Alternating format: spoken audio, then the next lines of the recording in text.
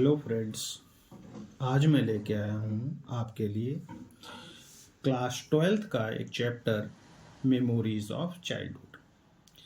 जैसा कि आप सभी लोग जानते हैं कि 24 फरवरी से आप सभी की एनुअल एग्जामिनेशन है और इस एग्जामिनेशन में जितने भी इम्पॉर्टेंट क्वेश्चंस बन सकते हैं और जो भी इम्पॉर्टेंट लेसन हैं उनके रिकॉर्डिंग मैं आपके लिए उस लेसन की समरी और इम्पॉर्टेंट क्वेश्चन लेकर के आने वाला हूँ।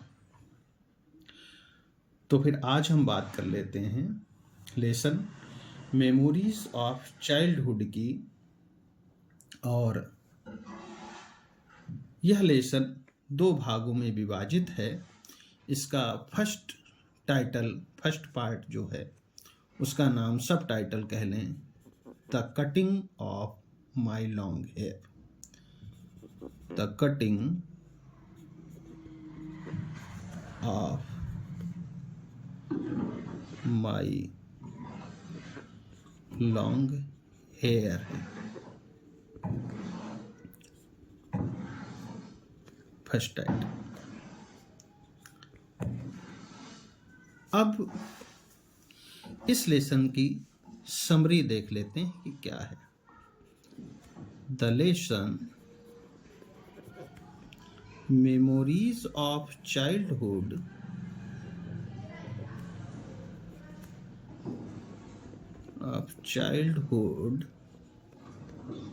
is divided into two parts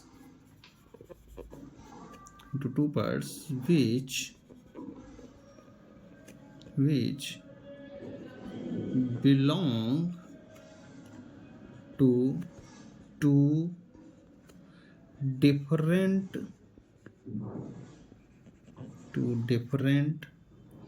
autobiographical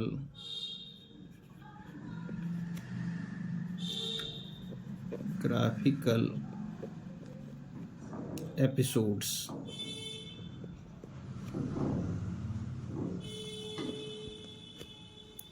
These two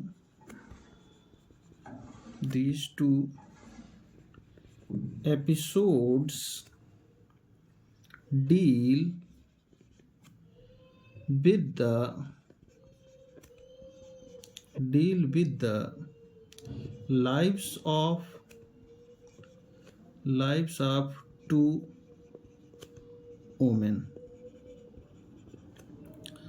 whose names are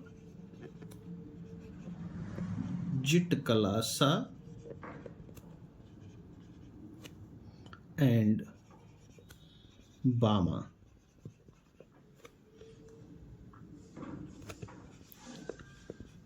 Both of them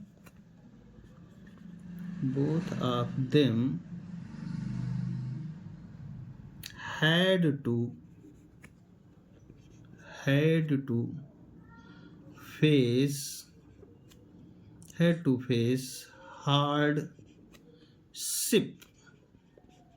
hardship and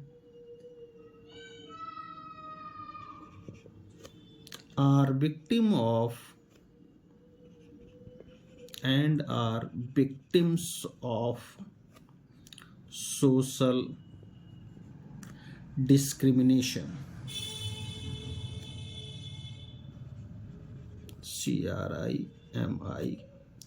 CRIMINATION, social discrimination. Jitkalasa had to suffer racial discrimination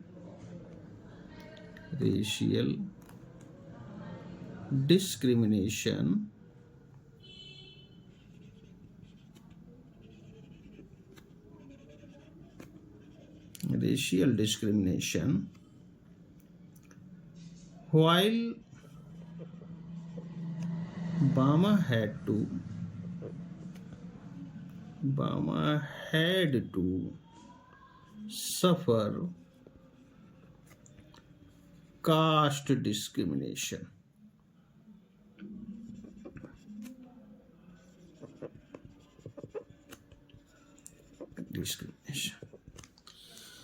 तो चलिए देखते हैं।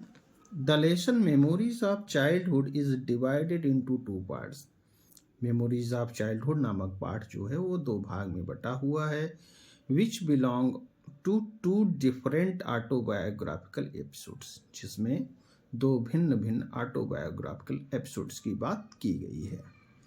These 2 episodes deal with the lives of 2 women whose names are जिटकलासा and बामा।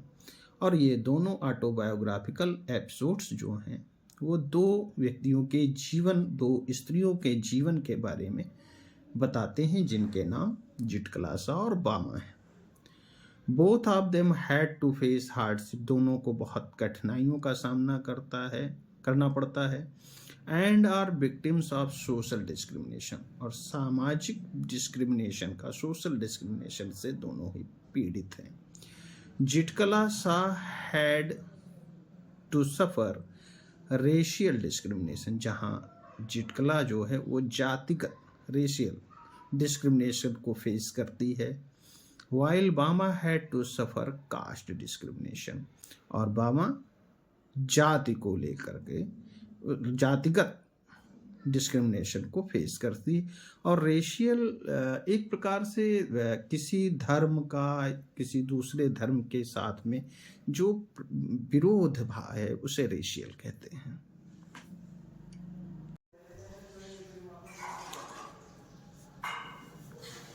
The story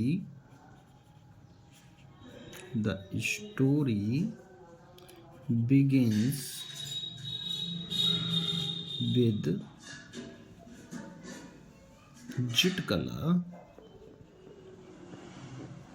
Jitkala's first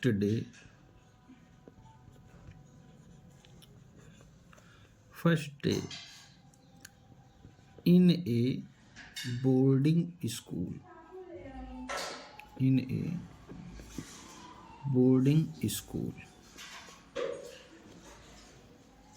जिसका नाम है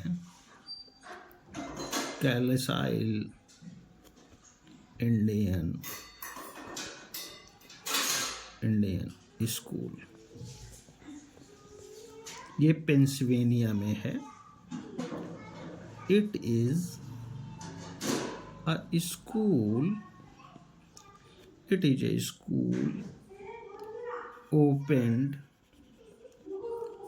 opened for native Indians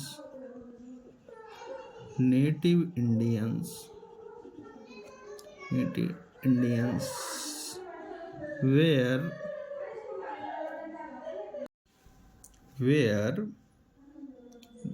they are trained to live behind their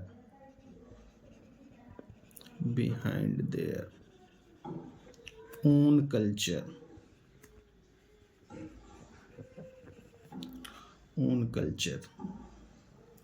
Jitkala describes that she really felt very bad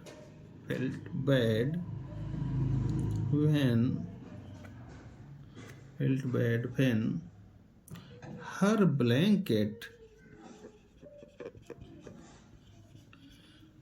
blanket is taken off her shoulders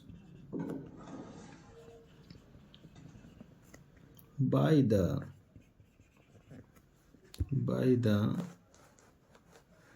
school authority, by the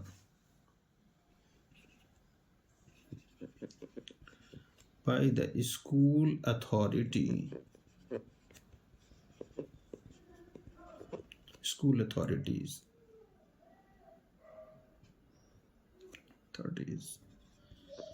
before entering into the dining hall. She also wonders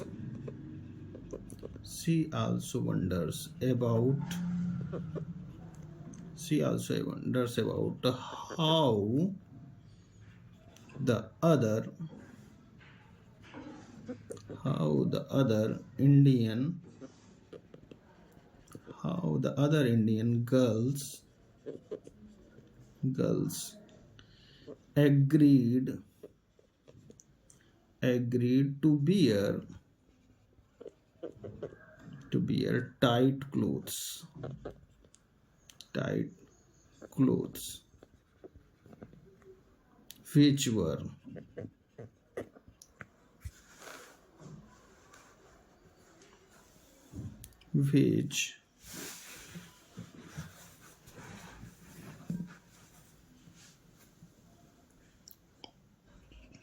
which were immodest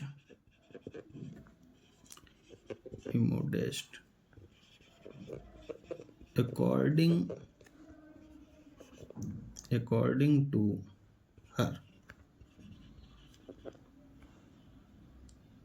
as their whole body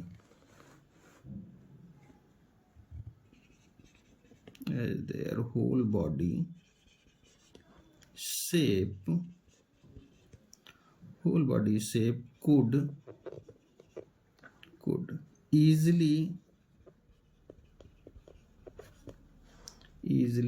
be seen. Even their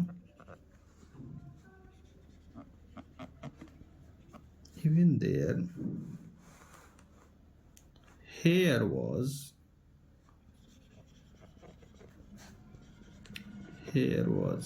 cut short, which according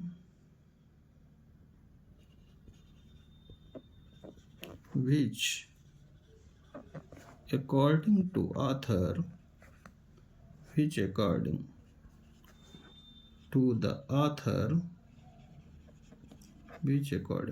author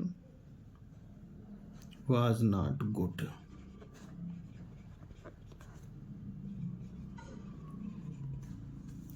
चलिए पहले इतना आप समझ लेते हैं। कहता है the story begins with Zitkala. Zitkala's first day in a boarding school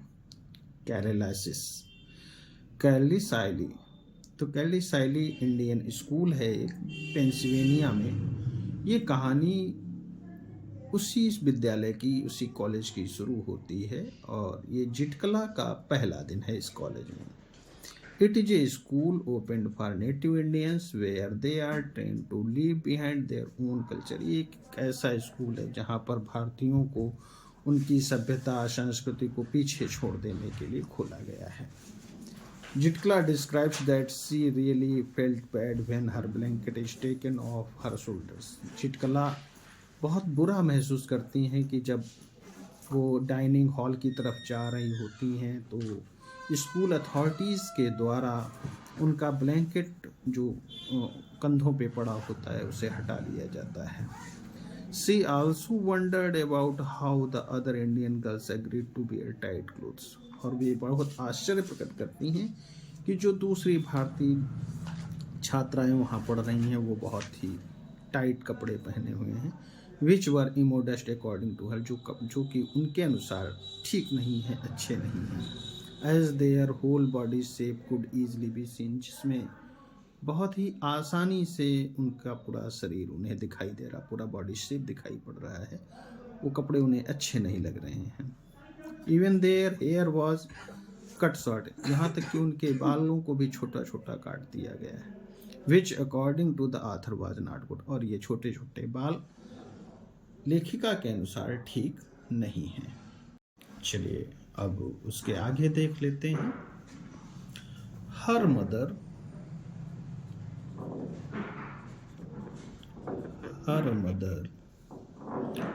had told her mother told her only a cowards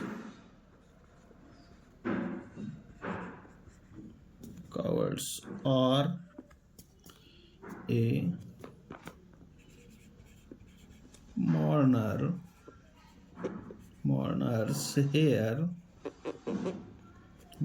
hair should be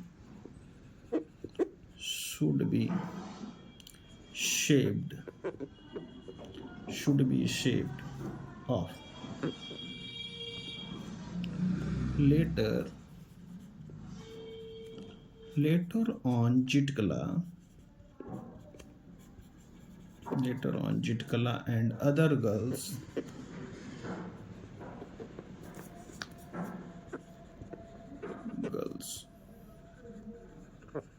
were taken to the dining hall,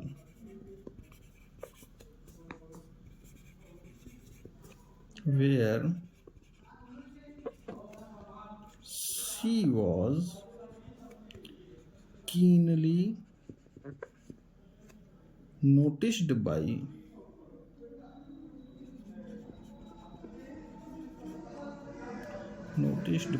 a pale-faced woman.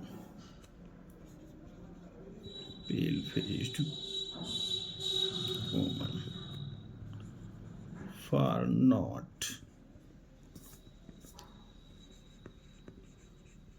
following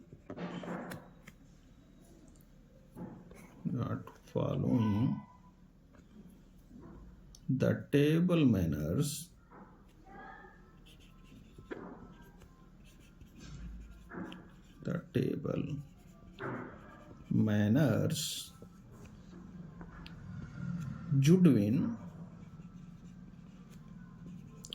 Judwin, another Indian girl, tells her that the pale-faced woman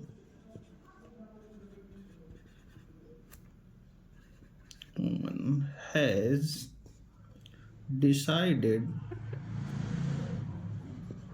to cut her hair.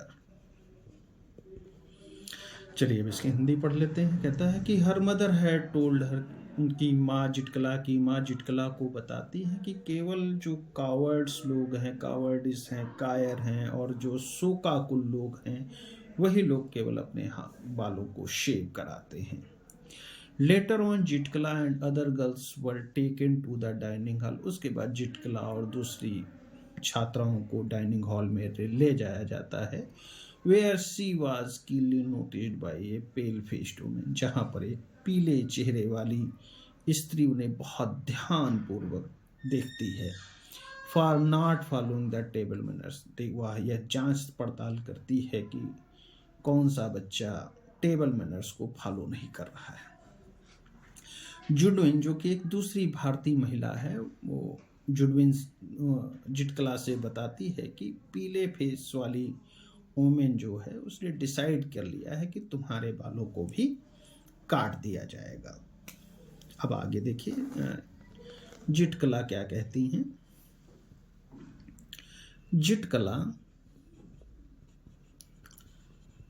कला revolts, जिट कला विरोध करती हैं, revolts back, विरोध प्रकट करती हैं, as she does not want to look, क्योंकि वो नहीं चाहती हैं कि वो दिखाई पड़े, लुक लाइक ए कावर्ड, कि एक कायर की भांति वह दिखाई पड़े। जिटकला इसीलिए विरोध करती हैं कि वो नहीं चाहती हैं कि वो एक कायर की भांति जो है वो दिखाई पड़े। सी हाइड्स, आप सी हाइड्स हरसेल्फ अंडर ए बेड, वे अपने आप को एक बेड के नीचे छुपा लेती हैं, इन सम रूम, किसी एक कमरे में। अप स्टेयर्स, जो कि सीढ़ियों से चढ़कर ऊपर की ओर है। एवरीवन स्टार्ट्स सर्चिंग, हर आदमी जो वहां उपस्थित है वो इनकी तलाश करने लगता है। एट लास्ट, और अंत में, शी इज कॉट, उन्हें पकड़ लिया जाता है, पकड़ी जाती हैं। सी इज टाइड अप, इन्हें बांध दिया जाता है, इनको बांध दिया जाता है। And her here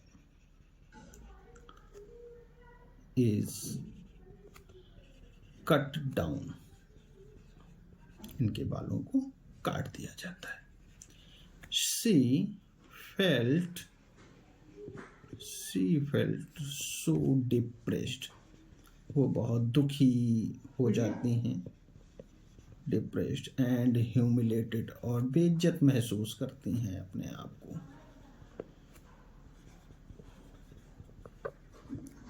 with this,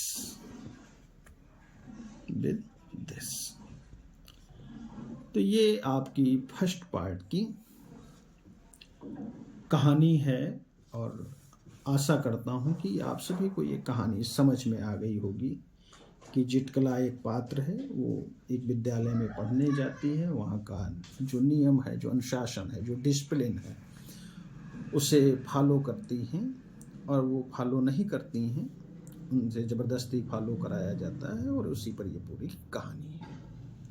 अब आइए इस लेसन से बनने वाले महत्वपूर्ण प्रश्नों पर एक नज़र डाल लेते हैं, जो पिछले वर्षों में पूछे भी गए हैं। वहाँ से एक जो सवाल बनता है, इम्पॉर्टेंट क्वेश्चन जो बनता है, वो देख लेते हैं कि क्या है इम्पॉर्टेंट क्वेश्चन। तो पिछले कई सालों से ये बहुत महत्वपूर्ण लेसन नहीं रहा है, लेकिन फिर भी यहाँ से कोई न कोई एक आधा सवाल जरूर बनता रहा है इस लेसन से। तो पहला क्वेश्चन जो बनता है वो एक बार परीक्षा में भी आया था, जिसको बहुत सारे बच्चे गलत करके आए थे। एक क्वेश्चन था जो इसी लेसन से था, और बच्चे उसे कमला दास का माय मदर एट 66 समझ करके वो आंसर लिख आए थे, जो कि गलत था। क्वेश्चन ये था कि who was the pale face woman, ये क्वेश्चन था, और व्हाट वाज शी डूइंग, और वो क्या कर रही थी। तो बहुत सारे बच्चों ने इस क्वेश्चन को गलत किया, माय मदर एट 66 का लिखा है, जबकि बच्चों आपको पता होना चाहिए कि माय मदर एट 66 से क्वेश्चन नहीं पूछा जाता, उसका पैसेज आता है, और पैसेज से क्वेश्चन पूछा जाता है। तो अगर इस तरीके का फिर से कोई सवाल आए तो आप लोग गलती ना करें और इसका आंसर देख लें एक बार क्या होगा। Pale face woman was a school official थी, एक स्कूल की अधिकारी थी, काम करती थी वहां पर। She was responsible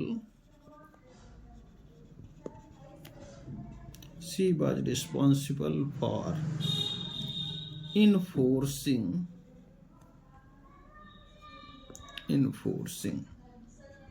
the schools rules and regulations,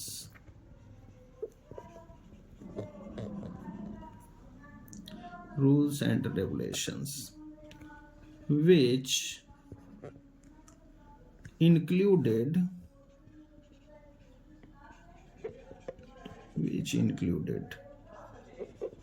cutting the girls' hair। कहता है कि पेल फेस वुमेन एक स्कूल की ऑफिशियल थी, कर्मचारी थी। She was responsible for enforcing the school's rules and regulations, और जो स्कूल के रूल्स और रेगुलेशंस को फॉलो कराने के लिए रिस्पॉन्सिबल थी, जिसमें बच्चों के बालों को काटना भी आता था।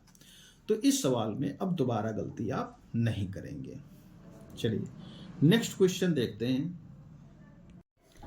अगला क्वेश्चन हम देख रहे हैं और अगले क्वेश्चन में हम देख रहे हैं कि एक कोट हमें कभी कभी देखने को मिलता है इसी लेसन से। तो पूछ लिया जाता है कि नो,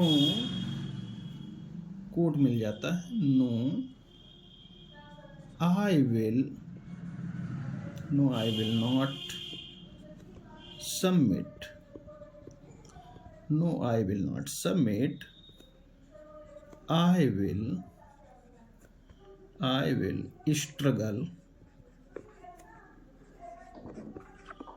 struggle first। ये कोट मिल जाता है। Who said this and what does it suggest?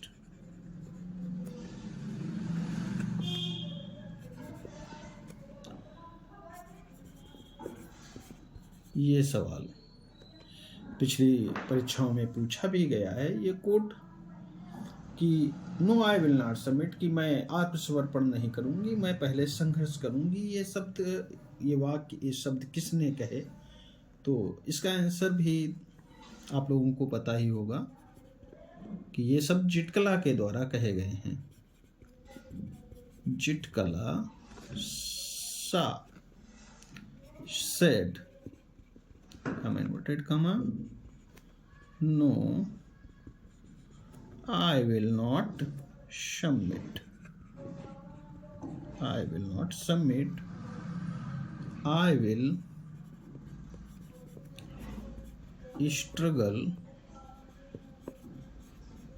struggle first।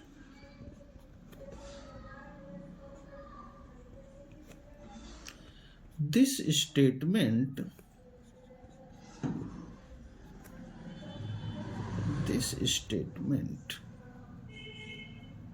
suggests या tells, जो भी आप सही समझें, suggests her strong determination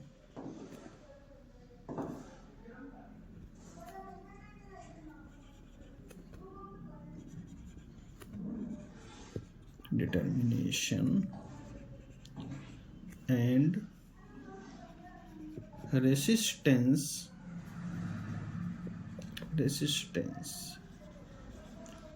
against oppression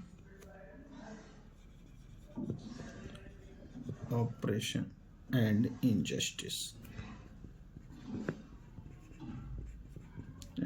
justice. It reflects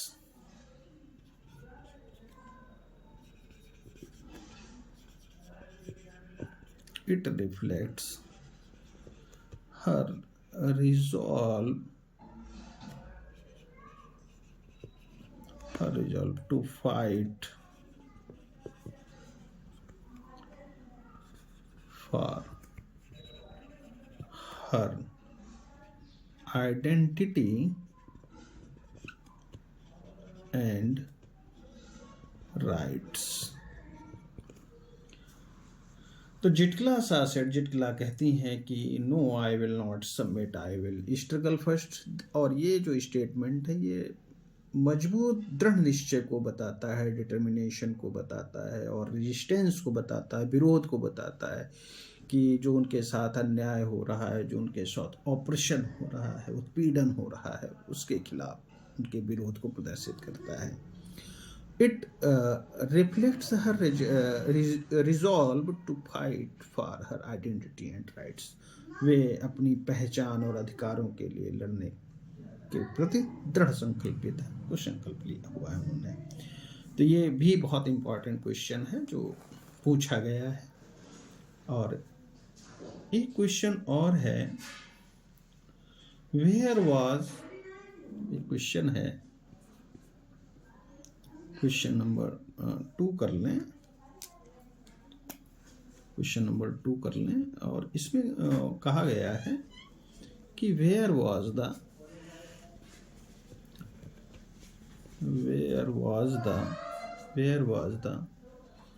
author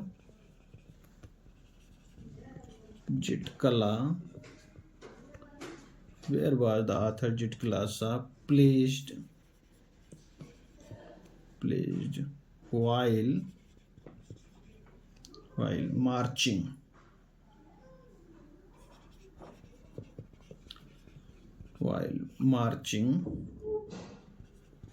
into the dining room,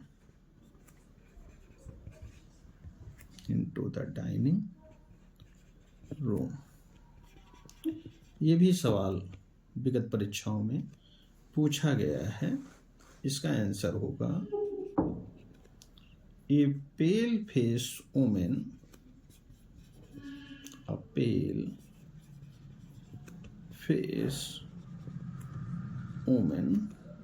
placed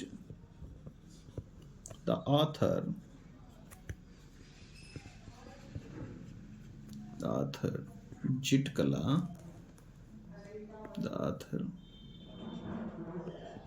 Jitkala saw in a line of girls who was marching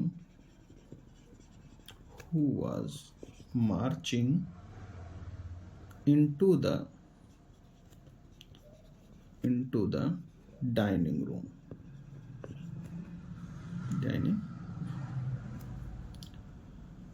इसके अलावा एक long question आ जाता है, बहुत इम्पॉर्टेंट लॉन्ग आंसर लिखने के लिए आ जाता है, काफ़ी इम्पॉर्टेंट भी है। क्वेश्चन है, डिस्क्राइब इन ब्रीफ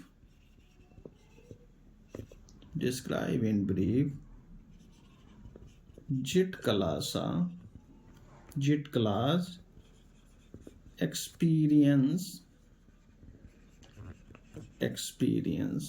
while